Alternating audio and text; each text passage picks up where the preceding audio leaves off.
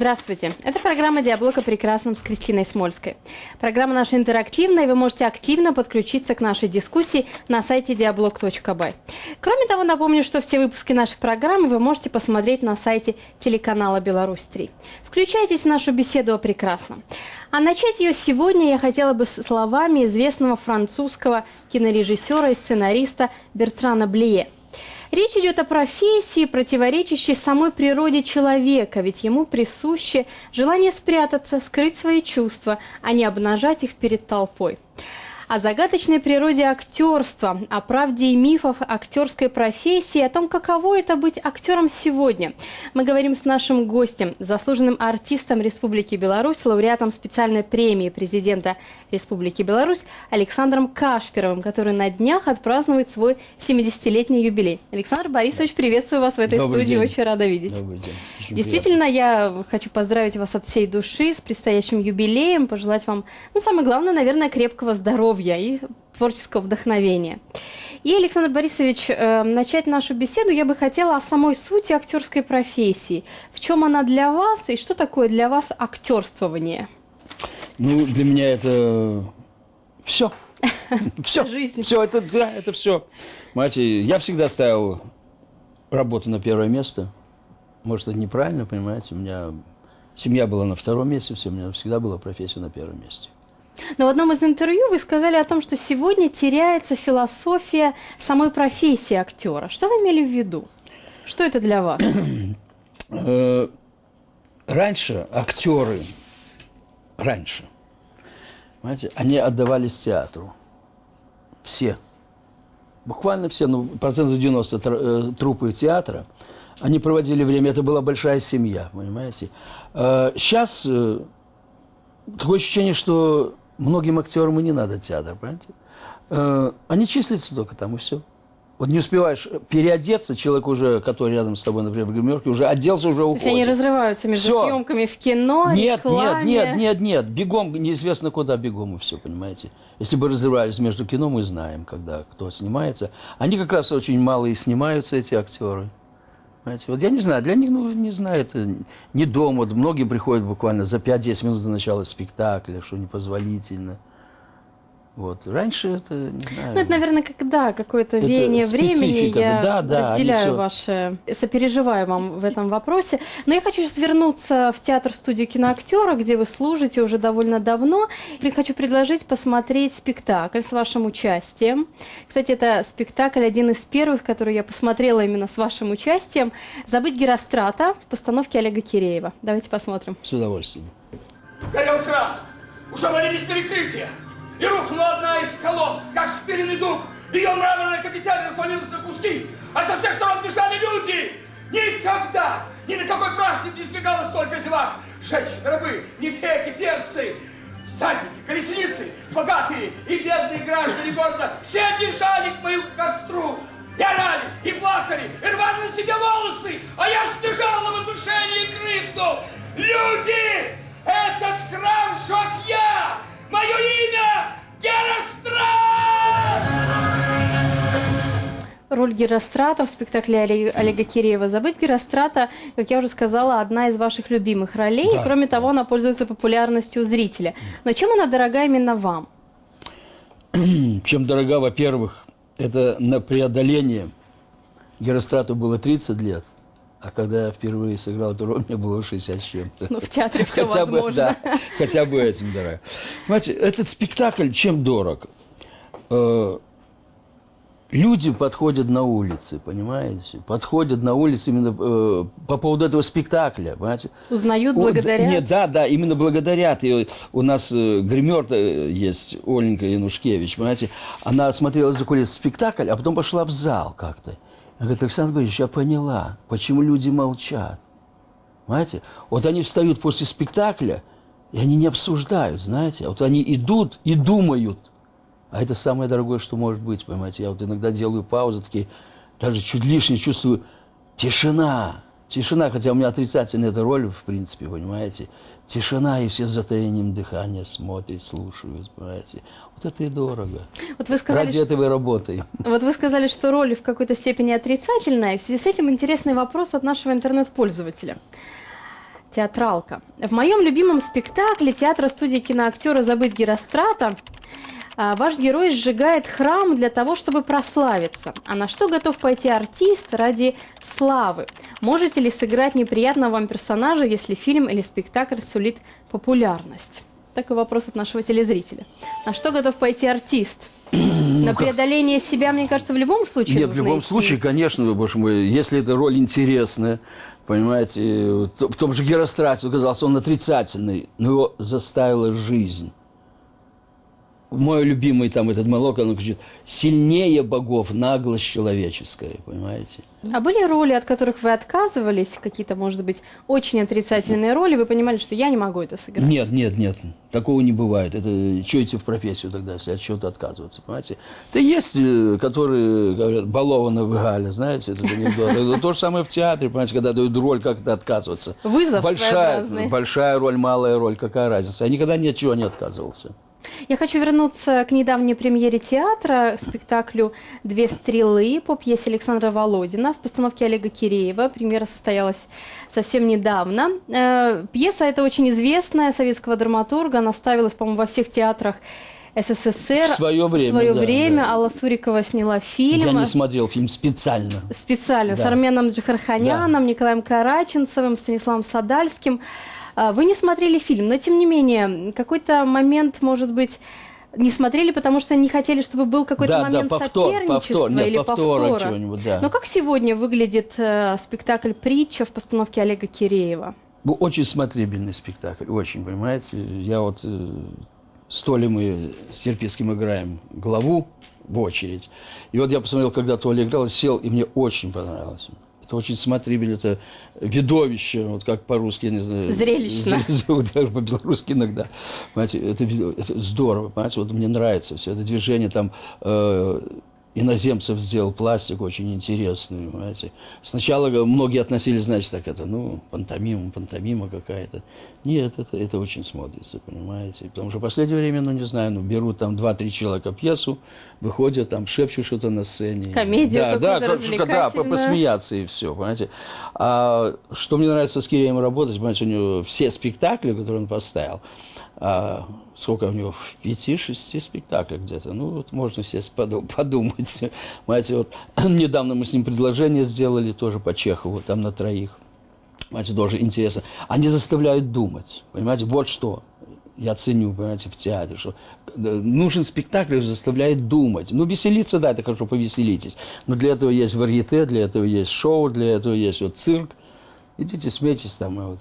Ну, а как вы относитесь к тому, что современный зритель все чаще настроен на некое развлекательное зрелище, нежели на то, чтобы прийти и подумать? Нет, зрителя нужно поднимать, идти за ним. Да, что делать? Нет, ни в коем случае идти. Когда я учился, нас всегда учили, у меня и были хорошие педагоги, с России приезжали. Понимаете, у нас, когда мы в СЮЗе были, у нас там мастерские были, приезжали лучшие режиссеры Советского Союза, понимаете, читали нам лекции там, понимаете. Не надо опускаться до зрителя, понимаете. Ну вот возьмите, если мы будем все одно и то же, вот как то, что, например, красавица ведущая, которая вот сегодня вышла в эфир, а завтра будет что-то звезда, и все, понимаете, это надо вдалбливать, это вдалбливается, а на самом деле там ничего интересного нет, понимаете. Не соответствует истине. Да, и будет восприниматься. Понимаете? Поэтому то, что театр – это просветительско-воспитательную деятельность должен проявлять, понимаете, это да, это и политика, это все. Во всем мире театр – это был номер 1. А я еще за то, чтобы он свою просветительскую деятельность воплощал в современных театральных формах, интересных формах. Да, искать надо, конечно. Но продолжить я хочу вот о чем. Вы, как и многие актеры, признаетесь в том, что театр для вас стоит на первом месте, а потом уже кино. Чем вам дорог именно театр? Театр – это рождение. Понимаете, кино что, снял, и все, и осталось, как говорила Раневская. Помните, это что-то, снимешься, а позор на всю жизнь остается, понимаете? Зарплату проешь, а позор останется. А театр же общение, понимаете, мы с вами общаемся сейчас, мы обмениваемся энергетикой какой-то, понимаете, мнениями, все, и каждый раз по-новому играешь. А для вас это общение с залом? Конечно, заряжаешься. Вот у меня часто бывает, понимаете, я не жалуюсь.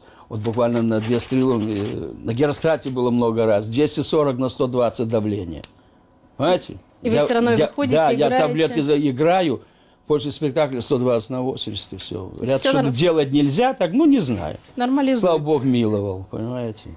Тем не менее, в списке ваших киноролей более 180 работ. Больше. Даже Почему-то, больше. не знаю, почему-то занижают это все. У меня списки Скажите, есть, понимаете? сколько? У меня более 200. Давайте с новой мыслью. Более 200. Более работ. 200 киноролей. У меня более 2000 фильмов я озвучил. Фильмов, мультфильмов, там за кадром я все это записывал. Но вы всегда были очень плотно заняты в кино. Да. И я сейчас хочу предложить показать нашим телезрителям одну из ваших первых работ.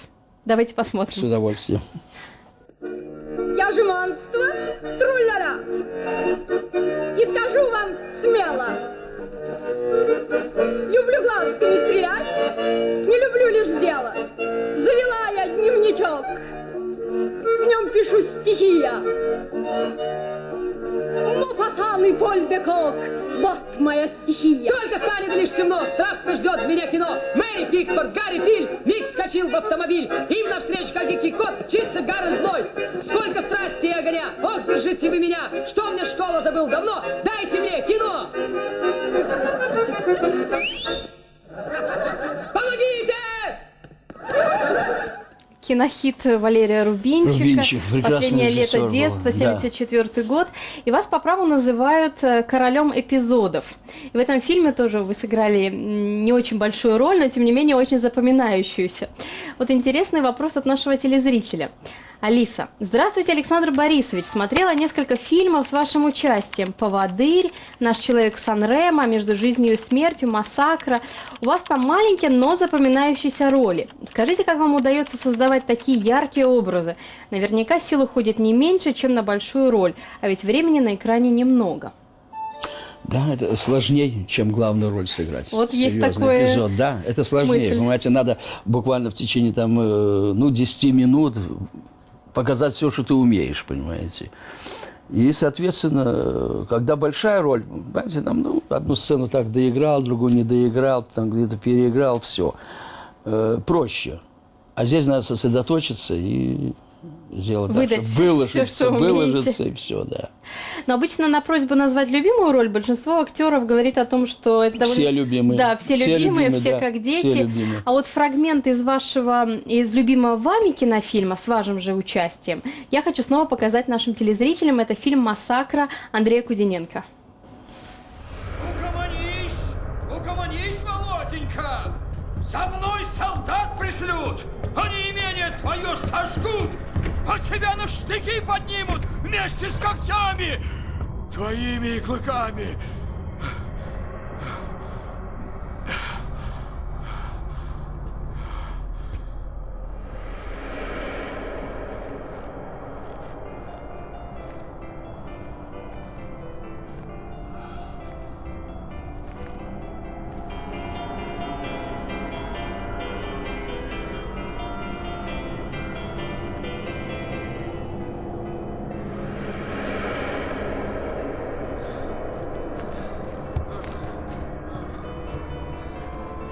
Не достать! Не достать тебе меня, Володенька! Вот тебе! Вот! Вот тебе! Вот тебе! Вот тебе!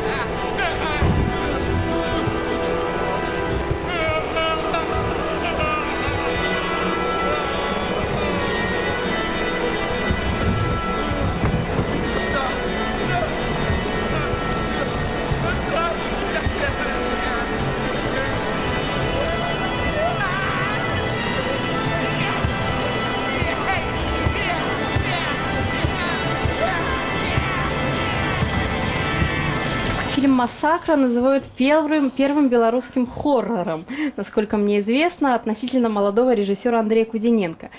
Как вам работалось с режиссером в этом фильме, в этом первом белорусском фильме ужасов? И с кем вы охотнее работаете? С опытными и маститыми режиссерами или с молодыми? Вот вы знаете, что если человек талантлив, то безразлично. Возраст не Маститый имеет он, да, значения. потому что с Андреем очень интересно было работать. И вообще у нас там хороший коллектив такой собрался, понимаете. Во-первых, там было несколько российских актеров, вот трое, главное, они все белорусские, и условия были ужасные. Холодно, насколько я Холодно, знаю, было да. на съемках. Это мы снимали под Лидой, в каком-то старом замке, там стены где-то толщиной метра 1,5-2. Это героизм, это не отапливалось сниматься в ничего, таких понимаете. условиях. И снега не было, все. И, ну, Бог нам помог, понимаете. Вот там нужна была со снегом сцена в финале. И вот последний съемочный день, утром просыпаемся, снег. Пошел снег. Да. И вот финальная сцена там с медведем, понимаете. Ну, тяжело было, очень тяжело. Андрей очень интересный режиссер, очень, понимаете, он талантливый. Я давно слежу за его творчеством, помогал ему. Вот. Я в партизанской мистерии ему шумы помогал делать, когда занимался шумами еще, помимо того, что снимался, все, понимаете, время находил. Вот он очень интересный режиссер. Но вы как актер на площадке можете как-то режиссеру помочь, подсказать, если видите, что... Нет, нужно подсказать, помочь. Это же творчество, мы работаем, подсказываем, Сотворчество, конечно. да? Предлагает же режиссер что-то, за что-то он... Да, хорошо, а что-то нет, это не надо. Понимаете, все-таки он отвечает за конечный продукт, понимаете. А так, конечно, работаем со всеми, и с молодыми, и с взрослыми режиссерами. Вот Краснопольский, вот, знаете, это же старейший нашего белорусского телевизионного кино. Я вот с удовольствием с ним работаю, 4 картины подряд, он сейчас опять приезжает, и очень интересно работать. Вот относительно работы с режиссером интересный вопрос от нашего интернет-пользователя Максим. Вы снимаетесь не только у белорусских режиссеров. Правда ли, что отношение к нашим и российским актерам на площадке отличается, в том числе и оплата работы? Нет, конечно, очень отличается даже. Как вы к этому относитесь? Ну, а что делать, боже мой, такие мы. Я снялся у Менахема Голова, американского режиссера, в 6 картинах. Приезжали американские, там вообще еще больше отличались от нас. Но мы в то же время в день получал, сколько я получал в театре за месяц. Я в один день там получал, понимаете. Поэтому кино это... Сейчас тоже вот, в России очень порезали ставки и для своих, и для нас. Ну, Кризис своеобразный. да. Александр Борисович, я сейчас предлагаю посмотреть еще один фильм с вашим участием. Фильм Дмитрия Зайцева «Между жизнью и смертью», где вы создали прекрасный, на мой взгляд, и сочный образ пана Скшибы. Давайте посмотрим.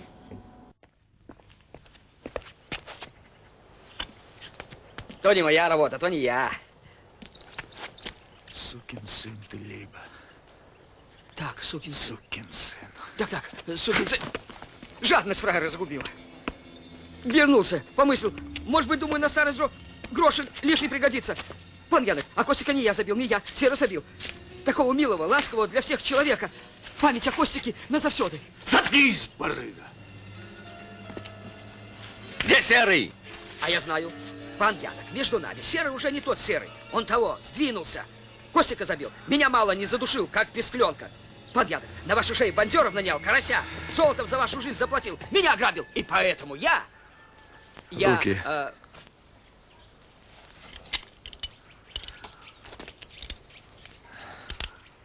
Пан Янок, я иду вам навстречу. Нам присуще чувство благодарности, пан Янок. Сиди, жди меня здесь. Я скоро приду. Сидеть!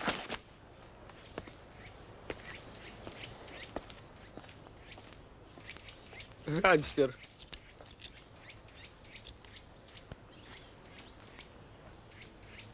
Ну что, майндир, Костик, я тоже не умру в Америке. Александр Борисович, вот вы когда пересматриваете такие старые фильмы, пересматриваете себя на экране, нет ли у вас желания что-то изменить, подправить роль? Не говорите ли вы себе, сейчас я сыграл бы это по-другому? Бывает, конечно, иногда. А относительно этого фильма «Между жизнью и смертью», там все гениально. Почему гениально? Не гениально, ну, так бы и играл, серьезно. А к критике вы как относитесь? Если Критика? критикуют? Критикуют, вы знаете, что вот в основном, вот серьезно говоря, не потому... Не критикуют, не сталкивались? Да, нет, хвалят, вот серьезно хвалят. Ну, а когда бывают такие, знаете, ну, так что, ну почему? Ну, нормально относишься, понимаете? Нормально. Ну, в основном, вот все статьи, вот, что у меня есть за спектакли в кино, там они хвалебные. Возвращаясь к вопросу, к проблеме актерства, Татьяна Толстая в свое время сказала очень интересную вещь. У актеров вообще нет частного лица, говорит она. Вы никогда не можете узнать, кто они есть на самом деле. Актер всегда в личинах и масках. Мы его видим в разных ролях и можем как-то экстраполировать его истинную сущность. Но она никогда не проявляется, даже когда он пьянствует. Действительно ли актер – это человек без собственного лица? Конечно. Я считаю, что это так. на самом деле. То есть всегда маски. Маски, и даже сам с собой, когда наедине, все равно это Сложно так? сложно. Сложно. Но что-то все равно держит в этой сложной Нет, актерской как-то, профессии. конечно, боже мой. Ну, или призвание, или что, как, не знаю, как это назвать. А как вы понимаете. ощущаете? Для вас это призвание? Да. А чему самому главному научила вас актерская профессия? Нет, ну, понимаете, можно от этого вопроса уйти, понимаете, и сказать, что кем только я не был, и поваром был, и кочегаром был, там, и строителем был, знаете, ну, многим профессиям она меня научила, можно сказать, понимаете. Ну, какой-то такой человеческой ценности, я говорю. Но она мне еще, да, так вот я о чем и говорю, понимаете. Ну, она еще научила меня разбираться в людях, понимаете. Люди не только актеры под масками, но и обыкновенные люди, они с масками, понимаете, потому. И, не знаю, я вот могу с первого раза, буквально очень редко ошибаюсь, посмотрев на человека, узнать, кто он. Вы еще и психологом стали Да, да. за многие годы да, актерской профессии. Но вы ведь и попробовали себя в режиссерской профессии.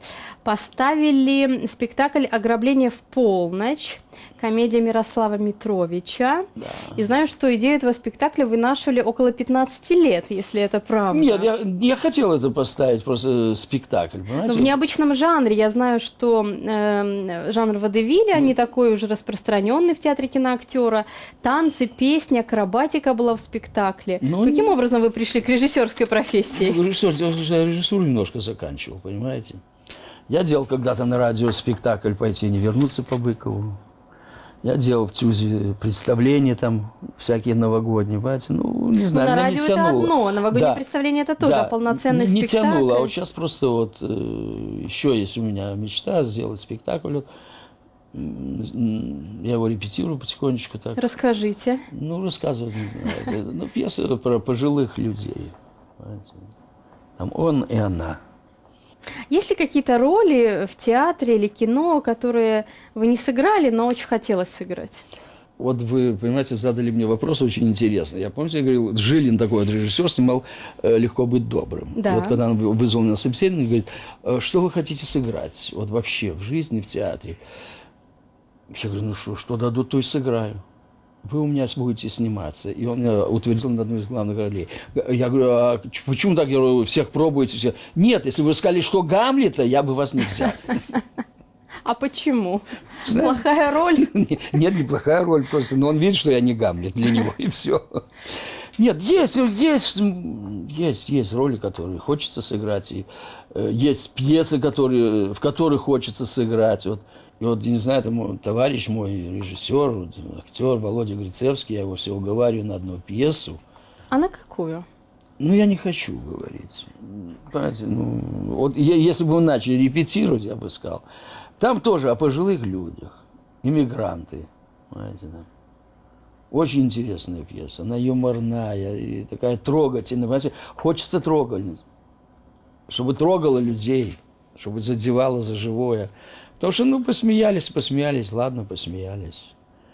А чтобы люди задумались немножко, особенно вот сейчас в наше время, это было бы хорошо, понимаете. Но вы верите в целебную силу театра? Он Конечно. действительно может менять человека? Конечно, конечно. Потому что многие наши гости, сидя на вашем месте, а я часто задаю этот вопрос, это мой самый любимый вопрос, многие говорят о том, что это сейчас большая иллюзия, что с помощью искусства, с помощью театра можно изменить современного человека. Нет. Вы в это верите? 100% верю, боже мой. Я же говорю, если нам по телевизору вдалбливать будут, что, например, эта чашка самая хорошая и лучшая, ее нету, понимаете, каждый день, то мы подумаем, что действительно, что лучше нет. Если театр будет говорить, что это хорошо, и показывать, что хорошо, то воспитаем. Александр Борисович, а в преддверии юбилея, что бы вы сами хотели пожелать себе? Чего вам, может быть, не хватает? Ну, вы понимаете, что это... Кто-то ж пошутил, желаю тебе здоровья, ума, остальное у тебя есть. Конечно, здоровье. За здоровьем уже, понимаете, ну, сцена лечит. Вот я в жизни иногда очень сильно хромаю, все, выхожу на сцену, говорят, ничего не видно. Понимаете, вот я не знаю, это эффект сцены такой. Вот иду, чуть поднимаюсь, зашел на сцену, все, хожу и Говорят, не видно ничего, говорит, не выдумывай. Александр Борисович, я вам желаю, чтобы сцена и дальше вас лечила, а вы создавали на ней ваши прекрасные роли, и чтобы здоровье вас никогда не подводило. Спасибо вам огромное. Спасибо, что вы были Спасибо. у нас. Спасибо вам. Спасибо. Я напомню, что в гостях у нас сегодня был заслуженный артист Республики Беларусь, лауреат специальной премии президента Республики Беларусь Александр Кашпиров. Дорогие друзья, спасибо всем, кто принимал участие в нашей программе. Пожалуйста, присоединяйтесь и не забывайте приходить в театр. Всего доброго, до встречи.